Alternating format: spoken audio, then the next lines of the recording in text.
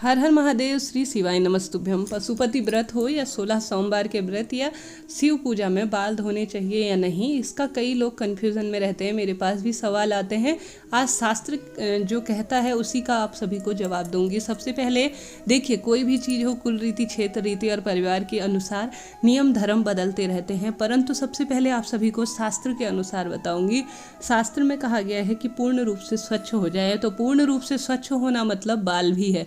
देखिए, रविवार को अगर हम बाल धो लेंगे, शौच इत्यादि के कर्म करते हैं, कहीं ना कहीं हमारे हाथ और हमारा पूरा शरीर जो है इस कार्य में सम्मिलित होता है, तो हम पूर्ण रूप से स्वच्छ कैसे हुए यह बताइए। तो मेरा तो यह मानना है कि पूर्ण रूप से स्वच्छ होना बाल धोना भी आता है। तो आप जब भी शिव पूजन करें तो बाल आवश्यक रूप से धोएं।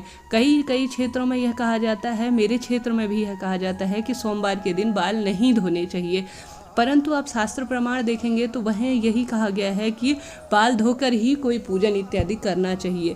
सोमवार का दिन तो विशेष होता है शिव पूजा के लिए। ऐसे में अगर आपके क्षेत्र में यह कहा जाता है कि सोमवार के दिन बाल नहीं धोने चाहिए, तो आप कोई दिक्कत नहीं है, बिना धोए ही बालों में कुछ जल के छींटे या गंगाजल इत्यादि डालकर भी शिव पूजन कर सकते हैं।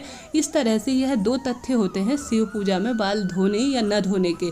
कई जगह पर पीरियड के अनुसार जब कहा जाता है कि पीरियड सोमवार के दिन बाल न धोएं, तो आप दूध मिश्रित जल, दूध में जल की जो जल है उसमें दूध की मात्रा डालकर स्नान कर सकते हैं, अर्थात बाल धो सकते हैं। इससे कहीं ना कहीं जो बाल न धोने के लिए कहा जाता है उसे निषेध बताया गया है, उसका जो प्रभाव होता है, दुष्परिणाम, वह कहीं ना कहीं कम हो जाता है।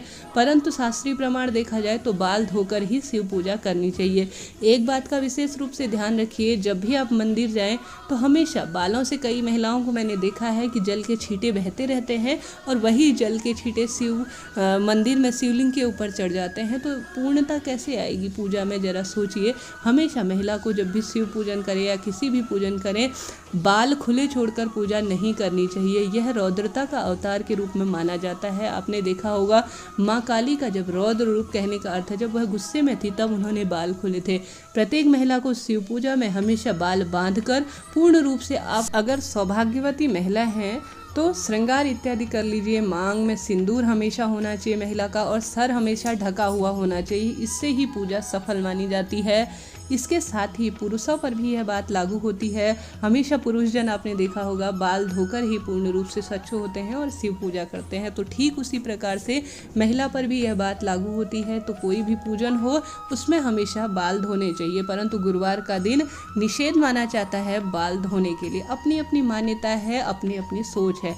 कहीं कहीं पर यह माना जाता है कि सोमवार के दिन बाल धो लेने चाहिए, परंतु कहीं पर इन चीज़ों को निषेध माना जाता है। आप अपने बड़े बूढ़ों की राय लेकर अपने पशुपति व्रत को सफल बनाइए और अपनी सुविधा अनुसार बाल धोइए। कहने का अर्थ है, दो तथ्य दे रही हूँ। आप चाहें बाल धोएं तो उसमें गंगा जल मिश्रित कर लीजिए और थोड़ा सा दूध मिश्रित कर लीजिए, जिससे कि कहीं भी दोष लगने का कोई भी इस तरह से मन में शंका ना आए। आप बाल धो रहे हैं तो इस तरह से कर लीजिए, नहीं धो रहे हैं तो कोई दिक्कत की बात नहीं है। पहले दिन बाल धोकर स्वच्छ हो जाएं और शिव पूजन कर लीजिए। पीरियड इत्यादि से हैं तो बाल धोना तो आवश्यक बनता ही है। मुझे उम्मीद है आप सभी को यह वीडियो मददगार रहेगा शिव पूजा में। हेल्पफुल वीडियो रही हो, मन में कोई सवाल हो तो ज़रूर पूछिएगा। हर हर महादेव। भगवान भोलेनाथ आपकी मनोकामना पूर्ण करें। जय माता दी। राधे राधे।